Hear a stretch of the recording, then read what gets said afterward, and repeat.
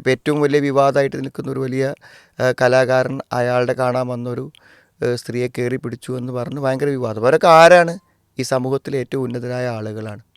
എന്തുകൊണ്ടാണ് സുരക്ഷിതരാവാത്തത്? ഞാനും അയാളെ പോലെ തന്നെയാണ്. എന്തപ്പോൾ അയാൾ പറഞ്ഞ് ഞാൻ കേൾക്കേണ്ട കാര്യം എന്നിപ്പോൾ ഒരു സ്ത്രീ ചിന്തിച്ചാൽ അവളുടെ കുടുംബ ജീവിതത്തെ അത് ബാധിക്കും. അസ്സലാമു അലൈക്കും വറഹ്മത്തുള്ളാഹി.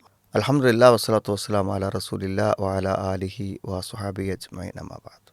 പ്രിയമുള്ള സഹോദരങ്ങളെ, ഇപ്പോൾ ഫെമിനിസം അല്ലെങ്കിൽ സ്ത്രീപക്ഷം എന്നൊക്കെ പറയുന്നത് അത് പൊതുവെ ഇന്ന് അതൊരു വലിയ ചർച്ചയായി വന്നിരിക്കുക. ഒരുപക്ഷെ അത് ശക്തിപ്പെടുന്നതിൻ്റെ ഭാഗമായിരിക്കണം ഇപ്പോൾ ഒരു പുരുഷപക്ഷം, പുരുഷന്മാർ വലിയ പീഡനങ്ങൾ അനുഭവിക്കുന്നു എന്ന നിലക്ക് അത്തരത്തിലുള്ള അസോസിയേഷൻ, മെൻസ് അസോസിയേഷനൊക്കെ ഉണ്ടായി വരുന്ന ഒരു സാഹചര്യം ഇപ്പോൾ നിലവിലുണ്ട്. എന്തായാലും നമ്മുടെ സഹോദരിമാരുടെയൊക്കെ ചിന്താഗതികളിൽ വളരെ വലിയ മാറ്റങ്ങൾ സംഭവിച്ചുകൊണ്ടിരിക്കുന്നുണ്ട്. അപ്പോൾ അടുത്തൊരു പ്രയോഗം കേട്ട് ഇസ്ലാമിക് ഫെമിനിസം എന്നാണ്, അതായത് ഒരു പുതിയ ടേം ഉണ്ടാക്കാൻ വേണ്ടി ശ്രമിക്കുന്ന പോലെ തോന്നി. സത്യത്തിൽ എന്താണ് ഇതിൻ്റെയൊക്കെ ഒരടിസ്ഥാനം?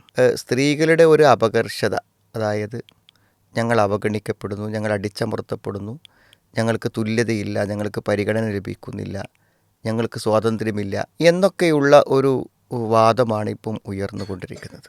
പൊതുവെ നമ്മൾ ആദ്യം ഈ സ്വാതന്ത്ര്യത്തെക്കുറിച്ച് പറയുമ്പോൾ നമ്മൾ മനസ്സിലാക്കേണ്ടത്, സ്വാതന്ത്ര്യം എന്നുള്ളത് ഇല്ല എന്ന് എല്ലാവർക്കും തോന്നുന്നൊരു കാര്യമാണത്. മനസ്സിലായില്ലേ?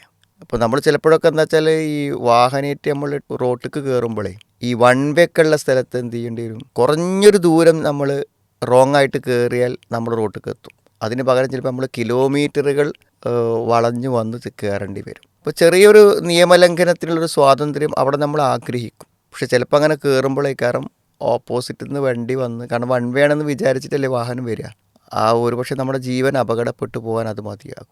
ചെറിയൊരു തിരിഞ്ഞു വരലിന് നമ്മൾ മടിക്കുമ്പോൾ ഒരു ജീവനായിരിക്കും നമ്മൾ പകരം നൽകേണ്ടി വരിക. സ്വാതന്ത്ര്യം എന്നുള്ളത് നമ്മുടെ സുരക്ഷിതത്തെ ബാധിക്കാൻ പാടില്ല എന്നുള്ളതാണ്. സാധാരണ പറയാറുള്ള ഉദാഹരണമാണെന്ത്, ഒരു 2 മീറ്റർ, ഒരു 5 മീറ്ററോ 10 മീറ്ററോ ഒക്കെ ഉള്ള ഒരു കയറുമ്പോൾ ഒരു പശുവിനെ കെട്ടുകയാണെങ്കിൽ അതതിൻ്റെ പരിസരത്തൊക്കെ അങ്ങനെ തിന്ന് മേഞ്ഞ് നടക്കും. അതിൻ്റെ അപ്പുറത്ത് കഴിഞ്ഞ് പോകാൻ പറ്റില്ല. 2 കിലോമീറ്റർ ഉള്ളതിലും നമ്മൾ കെട്ടുകയാണെങ്കിൽ എന്ത് ചെയ്യും? ഒരു പക്ഷേ അതെവിടെയെങ്കിലും കയറ് കുടുങ്ങി ചത്തുപോകും. അതാണ് സംഭവിക്കുക. അപ്പോൾ ഒരു സ്വാതന്ത്ര്യ തടസ്സം എല്ലാവർക്കും. ഇപ്പോൾ ഒരു സ്ത്രീ എന്ന് പറയുമ്പോൾ അപകട സാധ്യത കൂടുതലാകുന്നതുകൊണ്ട് അവൾക്ക് കുറച്ചും കൂടിയും ഒരു സ്വാതന്ത്ര്യക്കുറവുണ്ടാവും. അതങ്ങനെയാണല്ലോ അതിൻ്റെ ഒരു കാര്യം. അതായത് നമ്മളൊരു ഇരുമ്പിൻ്റെ കത്തി സൂക്ഷിക്കണമെങ്കിൽ നമുക്ക് അത്ര വലിയൊരു പണിയില്ല, എവിടെയും കൊണ്ടുപോയിടാം, ആരും എടുത്തുകൊണ്ട് പോകുന്നില്ല. നേരത്തെ സ്വർണ്ണമാണെങ്കിലോ അത് നമ്മൾ സൂക്ഷിക്കുന്നിടത്ത് നമ്മൾ ശ്രദ്ധ പുലർത്തിയില്ലെങ്കിൽ നഷ്ടപ്പെട്ടു പോകും. അപ്പോൾ ഒരു സ്വാതന്ത്ര്യക്കുറവ് സ്വർണത്തിന് ഇരുമ്പിനേക്കാളും ഉണ്ട്.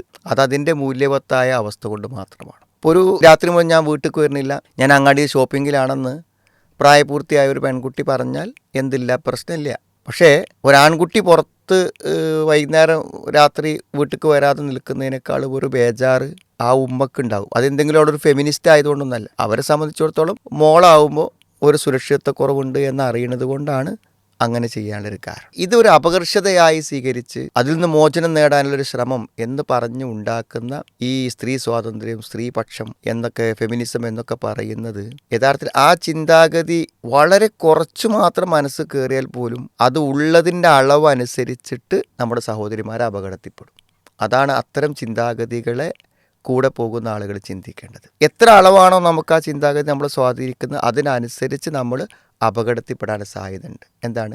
ഞാൻ എൻ്റെ ഭർത്താവിന് കീഴ്പ്പെടൂല, എന്താ അപ്പോൾ അയാളും ഞാൻ തമ്മിൽ വ്യത്യാസം? ഞാനും അയാളെ പോലെ തന്നെയാണ്, എന്താ അപ്പോൾ അയാൾ പറഞ്ഞ് ഞാൻ കേൾക്കേണ്ട കാര്യം എന്നിപ്പോൾ ഒരു സ്ത്രീ ചിന്തിച്ചാൽ അവളുടെ കുടുംബജീവിതത്തെ അത് ബാധിക്കും. കാരണം കുടുംബജീവിതം എന്ന് പറയുന്നത് ഒരു സഹകരണത്തിൻ്റെ അടിസ്ഥാനത്തിലാണ്. എവിടെയും എന്താണെന്ന് വിചാരിച്ചാൽ നമ്മൾ 2 പേരുണ്ടാകുമ്പോൾ അല്ലെങ്കിൽ 3 പേരുണ്ടാകുമ്പോൾ ഒരാളെ നമ്മുടെ ഒരു നേതൃത്വത്തിൽ നമ്മൾ സ്വീകരിക്കുമ്പോഴാണ് നമുക്ക് കാര്യങ്ങളിൽ തീരുമാനമെടുക്കാനും നമുക്ക് എല്ലാ സംഗതികളെയും സ്മൂത്തായി കൊണ്ടുപോകാനും പറ്റും.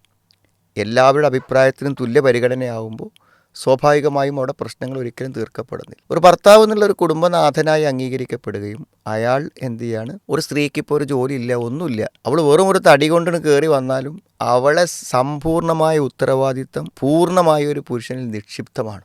നിങ്ങൾ ജോലി ചെയ്യുന്ന കമ്പനിയിൽ നിന്ന് നിങ്ങൾക്ക് ശമ്പളം തരിക എന്നുള്ളത് എത്രമാത്രം ആ മുതലാളിക്ക് ബാധ്യത ഉണ്ടോ അതിനേക്കാളും വലിയ ബാധ്യതയും ഉത്തരവാദിത്തമാണ് നിങ്ങളുടെ രോഗം, നിങ്ങളുടെ ചികിത്സ എല്ലാം ഭർത്താവിന്. അപ്പോൾ നമ്മൾ തുല്യത എന്ന് പറഞ്ഞ് എനിക്ക് നിങ്ങളുടെ ഔദാര്യവും നിങ്ങളുടെ കാര്യമൊന്നും ആവശ്യമില്ല, ഞാനും നിങ്ങളെപ്പോലെ തന്നെയാണ്, ഞാൻ അധ്വാനിച്ച് ജീവിച്ചോളാം എന്ന് പറഞ്ഞാൽ അത് അയാൾക്കൊരു സൗകര്യമാവുന്നുള്ളൂ. നമ്മുടെ എല്ലാ ജീവിത ഭാരങ്ങളും നമ്മുടെ പേരിൽ വരും. ഇനി വിവാഹം വേണ്ട, അപ്പോൾ ഒരാൾക്ക് ഞാൻ കീഴിൽ ജീവിക്കേണ്ടെന്ന് വരികയാണെങ്കിൽ ഒരു ജീവിതത്തിന് മുഴുവൻ ഭാരവും നമ്മൾ അനുഭവിക്കണം.